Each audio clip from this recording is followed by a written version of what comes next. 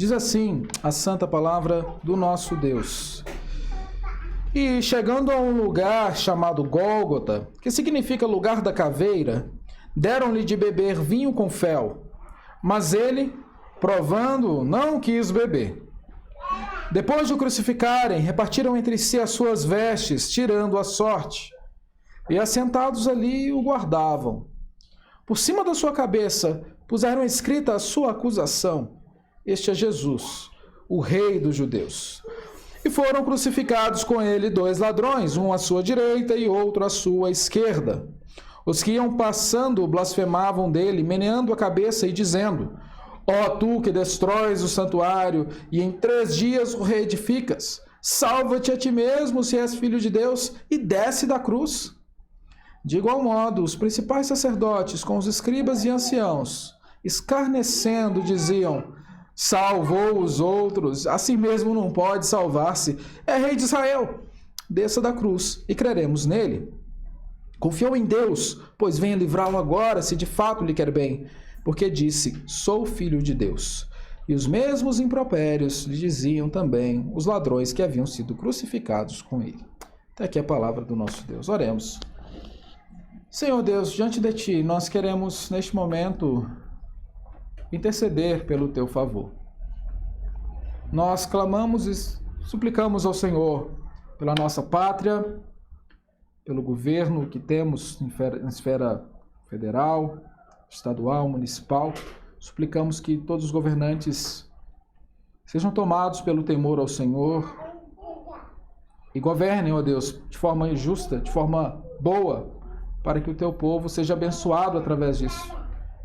Acima de tudo, ó Deus, lembra a estes governantes que o Senhor é o Rei justo que um dia pedirá contas de tudo. Nós queremos interceder pela nossa igreja, também pelo nosso conselho, e agora especialmente intercedemos também pela nossa irmã Rosita, que está internada, e te suplicamos, ó Deus, que assim como já tem dado certo até agora o tratamento, que ele continue de tal forma e que em breve a nossa irmã esteja conosco e com seus familiares. Nós também te pedimos iluminação, Senhor, porque nós lemos a Tua palavra, sabemos que é o Senhor falando conosco através dela e carecemos que o Senhor fale ao nosso coração. E esse é o desejo do Teu povo. Fala conosco, ó Deus. Em nome de Jesus. Amém. Meus irmãos, nós vivemos em uma época em que as coisas são bem mais fáceis do que na época dos nossos pais. Talvez a época de alguns aqui seja a época dos pais de outros que estão aqui também. Mas o que eu quero dizer é que nós temos uma facilidade muito grande no período que nós vivemos para tudo aquilo que nós vamos fazer.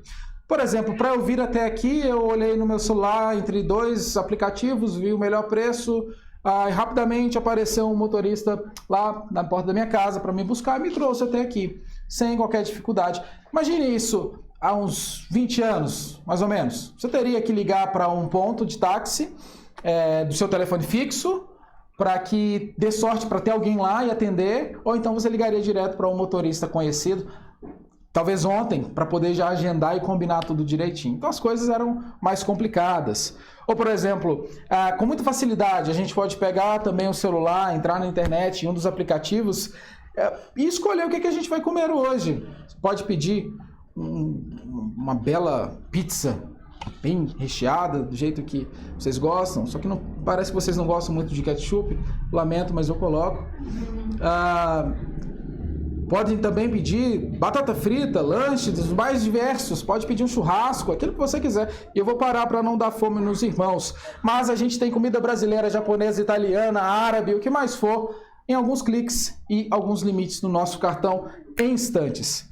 Ou então, se a gente tem alguma dúvida, a gente pode entrar no Google e perguntar, mas o Google também já está ficando obsoleto. A gente tem ChatGPT, tem inteligências artificiais e várias outras coisas que respondem mais do que nós perguntamos até mesmo. Tudo isso com muita facilidade, de maneira muito ágil. Pix, por exemplo, transfere dinheiro para alguém no instante, você já vê logo a sua conta esvaziando, a de outra pessoa enchendo. Pagar contas ficou muito mais fácil. Antigamente tinha que pegar o boleto, ir até um determinado lugar, e o horário que a gente tinha geralmente era meio-dia, que é o horário de almoço, e que Incrivelmente, é o horário que as pessoas que não precisavam ir meio-dia resolvem ir, e a gente ficava ali no sol, a sombra pegava em todo lugar, menos na gente, ficávamos lá hora e hora, e se o valor não estivesse certinho ou se estivesse atrasado, tinha que ir na agência para poder pagar. Então, era muito difícil. Hoje você lê o código de barra e em um instante você já pagou. E a ciência tem evoluído justamente para tentar alcançar soluções rápidas para problemas difíceis. Soluções fáceis para problemas difíceis. Essa é a meta. Cada vez mais rápido. Mas quando a gente olha para um texto como esse, de Mateus capítulo 27, a gente vê que o maior problema da humanidade, não foi resolvido de forma simples, muito menos de forma fácil. Envolveu muita dor, muita chacota, muita humilhação. A gente percebe que o pecado, que é o problema mais grave da humanidade, que acarreta todos os outros problemas em sua decorrência, não foi solucionado em um clique, um estalar de dedos, como a gente está acostumado a resolver as nossas coisas simples. Foi resolvido de uma forma muito dolorosa, uma forma muito humilhante.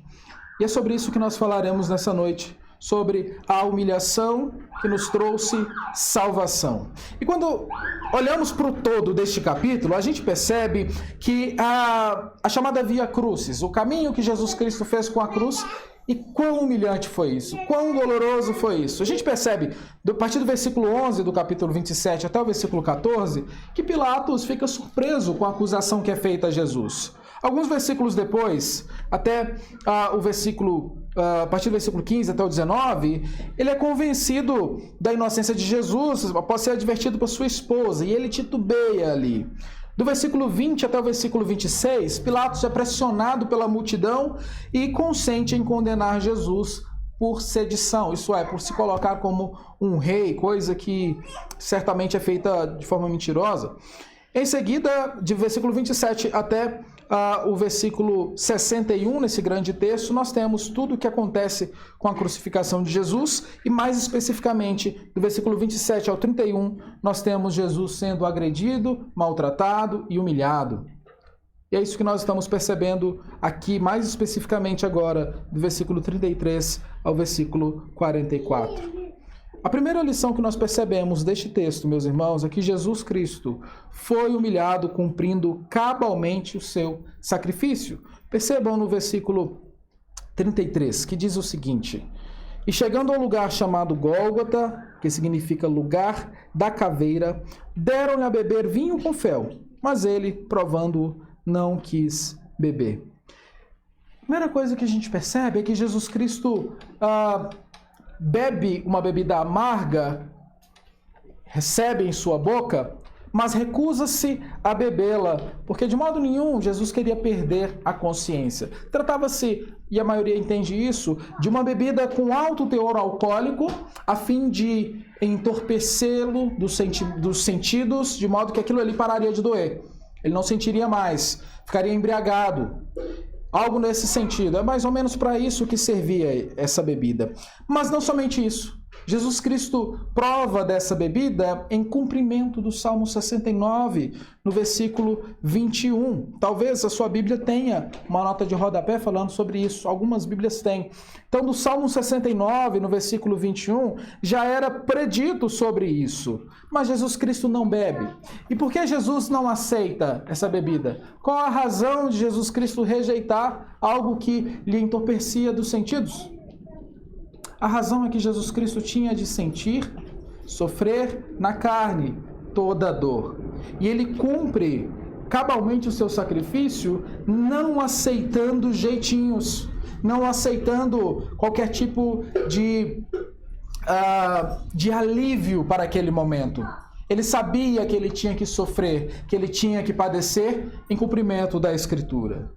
É verdade, meus irmãos, que há muitas outras hipóteses, que outras pessoas dizem que essa esponja era também uma forma de blasfema, porque ele estava com sede, deram algo que não era água, ou então que isso era utilizado para as necessidades fisiológicas. Fato é que, de alguma forma, isso iria tirar Jesus Cristo do seu pleno sentido daquela dor. E ele não queria isso. Jesus Cristo desejou sentir tudo o que deveria sentir em cumprimento à palavra de Deus.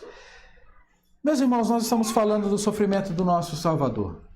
Nós estamos falando de Jesus Cristo sentir no corpo, em sua alma, toda a dor, todo o peso do nosso pecado. Isso nos ensina algumas coisas muito preciosas. A começar, que nenhum sofrimento nosso, por maior que seja, aproxima-se deste sofrimento. Isso nos serve de consolo. Porque quando nós estivermos no fundo do poço, quando a gente não estiver enxergando a luz, estiver lá no final do túnel e vir uma luz e aquela luz puder ser o trem e não a saída, a gente pode lembrar muito bem que o nosso Senhor Jesus Cristo sofreu muito mais do que eu e você. Principalmente porque o sofrimento dele é imerecido. O nosso não. A gente tem pecado, a gente atentou contra Deus, a gente desobedece a Deus, a gente faz aquilo que o Senhor não se agrada.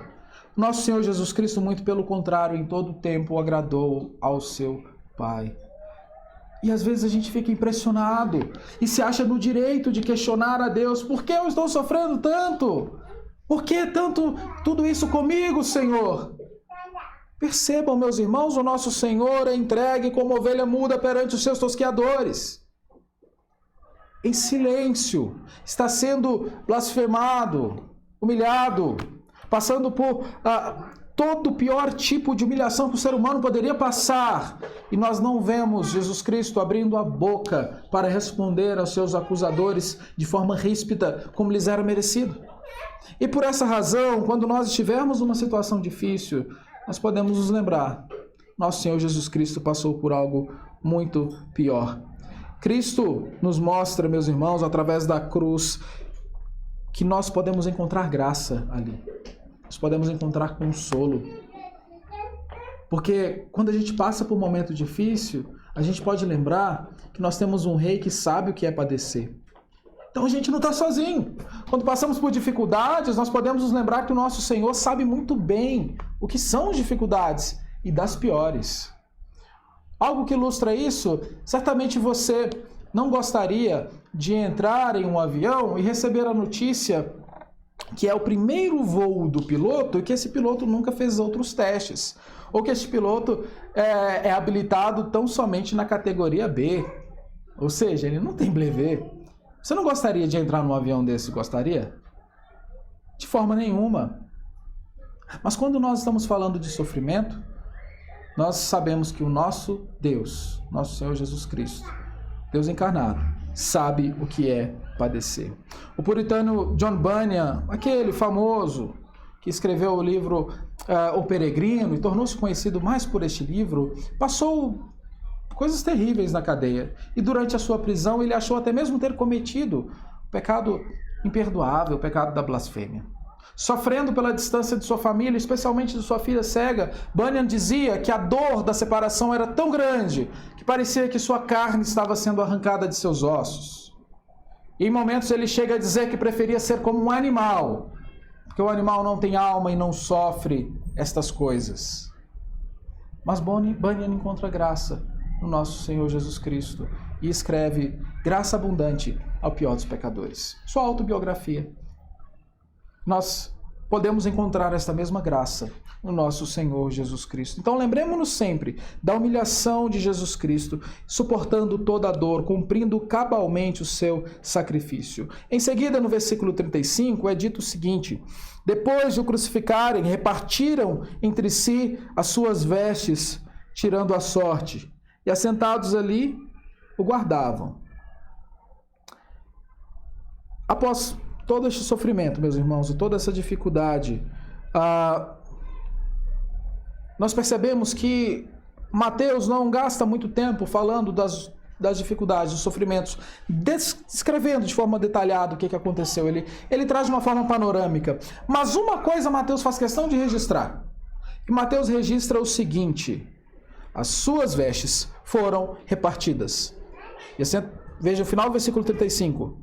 Repartiram entre si as suas vestes, tirando a sorte. O que Mateus está fazendo? Se ele citou o Salmo 69 antes, agora ele faz questão de citar um outro texto da Escritura.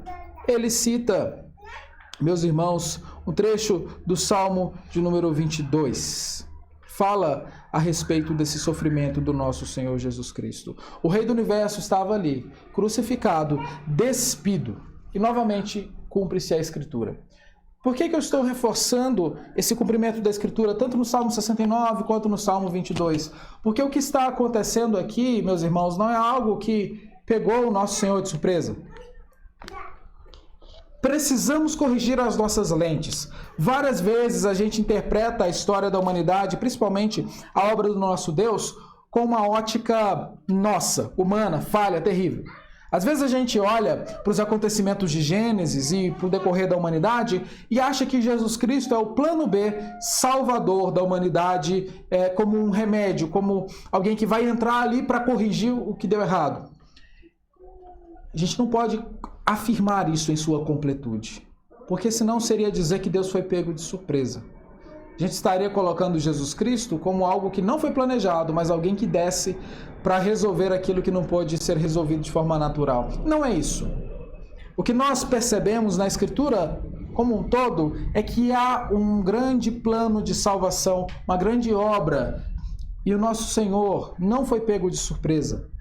Não foi pego ali no susto, então teve que descer para resolver toda aquela situação. Nós estamos vendo desde os Salmos, centenas de anos antes deste texto aqui, sendo dito sobre as palavras que seriam ditas e as coisas que aconteceriam na crucificação do nosso Salvador. Lembram-se que eu disse que Salmo 22, 23 e 24 são salmos messiânicos? Então aqui nós temos o 22, versículo 18 sendo cumprido. Percebam, meus irmãos, que Jesus Cristo suportou toda a vergonha e humilhação. E esse foi o tratamento que ele recebeu. Eu gostaria que você pensasse e entendesse que o nosso Senhor Jesus Cristo, o Rei do Universo, aquele que, segundo o apóstolo Paulo, despiu-se da sua glória, deixou a sua glória para encarnar e viver como homem, padecer como homem, Jesus Cristo sofreu dessa forma. Não se impressione em ser acusado de coisas que você não fez. Não se assuste de sofrer as dores deste mundo. Não se espante com todas essas coisas. Lembre-se, o teu Salvador sofreu. Jesus Cristo, meus irmãos, sofreu e padeceu. Por que nós não haveríamos de sofrer igualmente? A Escritura nos mostra o nosso Senhor sofrendo dessa forma, e o reformador João Calvino fala de uma forma muito interessante sobre isso. Ele diz assim: os evangelistas nos exibem o Filho de Deus despojado das suas vestes, a fim de nos informar que por essa nudez obtivemos aquelas riquezas que nos tornam honoráveis na presença de Deus. Deus determinou que o seu próprio Filho fosse despojado de suas vestes, para que nós, vestidos com a sua justiça e com a abundância de todas as coisas boas, aparecêssemos com ousadia em companhia dos anjos. Enquanto antigamente o nosso aspecto repugnante e vergonhoso, em roupas esfarrapadas, nos impediu de aproximar do céu, o próprio Cristo permitiu que suas vestes fossem rasgadas em pedaços como uma presa, para que ele pudesse nos enriquecer com as riquezas de sua vitória. Em outras palavras, a nudez de Jesus Cristo é aquilo que nos veste. A sua vergonha é aquilo que nos exalta. O seu sofrimento é o que nos traz alívio. É isso que a Escritura nos ensina. E por essa razão, nós devemos entender que todo esse sofrimento do nosso Senhor Jesus Cristo nos serve também de consolo. E também nos serve para que nós enxerguemos a realidade da forma adequada. Prosseguindo o versículo 37, nos diz da seguinte forma: por cima da sua cabeça puseram escrita a sua acusação. Este é Jesus, o Rei dos Judeus. E foram crucificados com ele 2 ladrões, um à sua direita e outro à sua esquerda.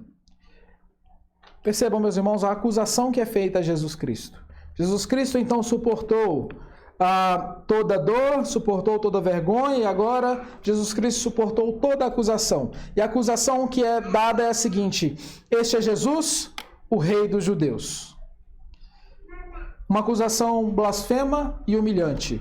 Uma acusação que é usada em tom jocoso, mas que possui fundamento jurídico suficiente para que ele fosse morto. Percebam, portanto, queridos irmãos, que nosso Senhor Jesus Cristo foi humilhado, sendo acusado de ser um revolucionário, alguém que queria aplicar talvez um golpe de Estado ali em Roma, e essa foi a forma como encontraram de levar o nosso Senhor Jesus à crucificação. Nós não estamos livres de acusação neste mundo. Então, se você já foi acusado, principalmente de algo que você não fez, eu tenho certeza que você sabe como isso é horrível. Isso é muito ruim. Você receber uma palavra dura, uma palavra triste, que fala sobre algo que você não fez. Isso é muito triste. É muito doloroso, é verdade. Então nós podemos ter noção do que é ser acusado, ainda mais como Jesus foi. Todo o sofrimento que nós podemos imaginar em relação a nós é amplificado em Cristo Jesus, porque Cristo Jesus jamais pecou. Então, Jesus Cristo suporta essa acusação. E agora, a partir do versículo 39, nós vamos perceber que Jesus Cristo foi humilhado cumprindo fielmente as Escrituras. Se ele sofreu cumprindo as Escrituras, agora ele também é humilhado, também cumprindo as Escrituras. Veja o versículo 39, que diz assim: os que iam passando blasfemavam dele, meneando a cabeça e dizendo: ó tu que destróis o santuário e em 3 dias reedificas, salva-te a ti mesmo se és filho de Deus e desce da cruz. Olha que interessante, meus irmãos, os que iam passando blasfemavam dele, meneando a cabeça e dizendo. O que o evangelista está nos mostrando é que os transeuntes ali, aquelas pessoas que passavam por ali, os gentios, ou seja, que não eram judeus, estavam blasfemando de Jesus Cristo. E o que a gente vai perceber é que toda classe de gente blasfema. Toda classe de pessoas aqui vai ofender o nosso Senhor Jesus. E eles falam o seguinte: tu que destróis o santuário, em 3 dias o reedificas, salva-te a ti mesmo, se és filho de Deus e desce da cruz. Percebam que eles citam a Escritura, novamente, citando agora, novamente o Salmo 22. Sabe o que é interessante nisso? Que não eram os judeus que estavam falando, porque os judeus vão ser mencionados a partir do versículo 41, em que é dito os principais sacerdotes, escribas, anciãos. Sacerdotes, escribas e anciãos eram aqueles que tinham acesso aos manuscritos, à Bíblia da época, a palavra de Deus. Mas os que estavam passando conheciam a Escritura o suficiente para repeti-la em acusação a Jesus. Mas que coisa absurda! Eles sabiam da Escritura, afinal de contas, e a usam contra Jesus Cristo, mesmo não sendo eles pertencentes daquele segundo grupo, que eram os sacerdotes, escribas, anciãos. Eles usam a palavra de Deus contra o próprio Deus. Citam a Escritura para aquele que é a própria palavra, o Verbo de Deus encarnado. E Jesus Cristo sofre sua humilhação por essas pessoas. Em seguida, a partir do versículo 41, de igual modo os principais sacerdotes com os escribas e anciãos, escarnecendo, diziam: salvou os outros, a si mesmo não pode salvar-se. É rei de Israel, desça da cruz e creremos nele. Confiou em Deus, pois venha livrá-lo agora, se de fato lhe quer bem, porque disse: sou filho de Deus. Nestes versículos agora, meus irmãos, nós encontramos a palavra de Deus sendo citada, desta vez pelos judeus, os principais sacerdotes que resolvem acusar o nosso Senhor Jesus Cristo, aqueles que eram os detentores da Escritura, aqueles que eram os que deviam cuidar da palavra e pregar a palavra, usam a palavra contra o nosso Senhor. Então ele está sendo acusado de todas as formas, pelos gentios, agora pelos judeus. Meus irmãos, eu gostaria de que nós pensássemos numa coisa aqui. O que a gente está percebendo é que conhecer a palavra de Deus não quer dizer necessariamente que conheçamos o Deus da palavra.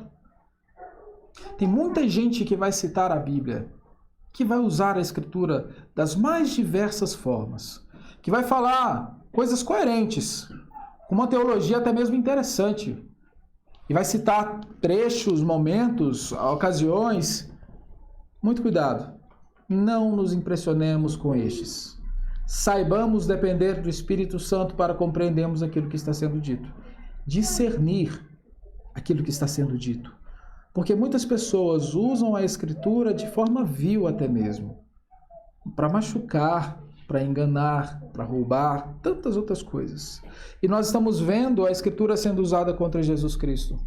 Mas aqui tem uma coisa magnífica, algo maravilhoso. Estas pessoas que tão vilmente estão atacando o nosso Senhor Jesus Cristo, pessoas más, pessoas que não temem ao Senhor, embora estejam fazendo tudo isso para atacar Jesus Cristo, estão cumprindo a palavra de Deus. Estão fazendo exatamente aquilo que os salmos diziam que iria acontecer. Isso nos mostra que o nosso Deus é soberano sobre tudo e sobre todos, até mesmo sobre aqueles que não o temem. Até mesmo sobre aqueles que se colocam como inimigos, estão cumprindo a vontade de Deus, mesmo quando estes fazem o mal. E Deus não se torna mal porque Deus não se macula com a maldade dessas pessoas, mas Ele se beneficia dos feitos dessas pessoas para que a sua glória seja manifesta. Coisa magnífica. É o controle do Senhor na história. É a providência do nosso Deus sendo manifesta. É Deus agindo, intervindo, mantendo tudo acontecendo como deve acontecer, ainda que pessoas ruins usem da palavra de Deus. Isso nos dá conforto novamente. Isso nos dá consolo. Porque percebam, meus irmãos, como Deus tem o controle do início ao fim. Uma história que foi escrita em todas as cenas, em todos os desenvolvimentos. Tudo para a glória maior de Deus. Mesmo aquelas coisas mais estranhas, mais tristes e mais chocantes. Tudo isso faz parte do nosso Deus, do controle do nosso Senhor. E nós podemos glorificá-lo por isso. Por fim, no versículo 44, é dito assim: e os mesmos impropérios lhe diziam também os ladrões que haviam sido crucificados com ele. Os ladrões! A gente tem mania de passar pano para um deles, né? Não é verdade? A gente diz... não, 2 ladrões, só um que era ruim. Não, os 2 não prestavam. Os ladrões. No meio do caminho, durante aquele acontecimento, um deles tem os seus olhos abertos. Um deles percebe que quem estava ali era o rei do universo. Era de fato o rei. Mas antes disso acontecer, ambos o estavam acusando. Ambos estavam falando contra Jesus Cristo. E Jesus estava ali no meio de 2 malfeitores e os 2 estavam acusando, embora um se converta depois, graças a Deus. Mas o que a gente percebe é que o sofrimento de Jesus Cristo acontece em todas as esferas, em todos os níveis. E eu quero que você seja fortalecido a partir do sofrimento de Jesus. Sei que parece estranho isso, mas a Escritura nos permite isso. Eu quero que você olhe para o teu Redentor e o valorize. Glorifique-o por isso. Não foi uma coisa simples. E perceba que tudo que Jesus Cristo passou e sofreu é para que nós pudéssemos ter descanso. A gente sofre. Eu e você passamos por dificuldades. Eu não sei como está a sua vida, como é que vai ser essa semana. Não posso te fazer promessas, nem te garantir absolutamente nada. Só uma coisa. Eu tenho certeza que você não sofreu e nem sofrerá mais do que Jesus Cristo. Especialmente porque eu sei que vocês creem nele. Por isso, meus irmãos, o nosso Senhor Jesus Cristo nos garante a segurança e a paz que nós podemos ter através da obra dele, porque ele foi humilhado cumprindo fielmente as Escrituras. Diante disso, a pergunta que nos vem é como nós devemos reagir a essa mensagem? O que nós devemos fazer diante disso? Em primeiro lugar, nós precisamos nos lembrar que nós temos um Deus que controla todas as coisas, que cuida da história do início ao fim, porque Ele é o autor da história. A história não está entregue ao acaso. Os homens não estão entregues à própria sorte, não estão vivendo à própria vontade, livres, fazendo as coisas acontecerem e determinando como elas vão acontecer. Há um Deus soberano que cuida de tudo e todos. Mesmo que não entendamos, mesmo que às vezes as coisas pareçam estranhas, no final de tudo, no início e no final de tudo, nosso Deus está no controle. Em segundo lugar, nós podemos descansar, porque o sofrimento do nosso Senhor Jesus Cristo é o que nos traz paz. Nós podemos ter paz com Deus com base nesse sofrimento. E é por isso que, mesmo que a gente esteja na pior, Em situações difíceis, a gente pode falar para as outras pessoas coisas relacionadas à esperança, compartilhar da nossa dor como testemunho e dizer para as pessoas que estão sofrendo, olha, eu também estou sofrendo, mas eu sei que Jesus Cristo sofreu muito mais do que eu, para que um dia eu não precisasse mais sofrer. Nós temos essa esperança e podemos compartilhar isso. Isso é maravilhoso. Por isso, lembre-se sempre da obra de Jesus Cristo. A gente esquece isso muitas vezes. A gente age como se fosse um evento ocorrido no passado e lá ficado. Não. Tem efeitos, e efeitos maravilhosos. E por isso nós podemos descansar e podemos ser fortalecidos nele. O Senhor nosso Deus nos ajude, nos guarde e nos abençoe, meus irmãos. Amém.